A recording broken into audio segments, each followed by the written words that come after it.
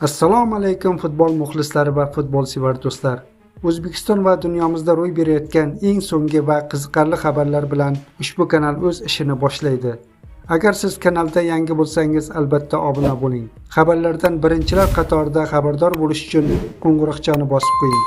Bizni qo'llab-quvvatlash uchun ushbu videoga like bosishni unutmang. O'zbekiston futbol assotsiatsiyasi Eron terma jamoasi sobiq ustoziga jiddiy qiziqmoqda.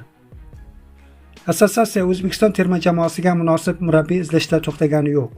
Varsich 3 nashri ma'lumotlariga ko'ra, O'zbekiston assotsiatsiyasi Eron va Xitoy termalari, shuningdek Xorvatiya, Xitoy, Saudiya Arabistoni, Birlashgan Arab Amirliklari klublarida faoliyat yuritgan Branko Ivankovichga e'tibor qaratgan.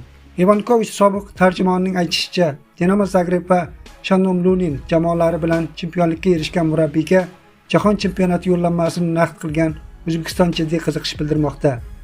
Ayni paytda muzokaralar davom etmoqda.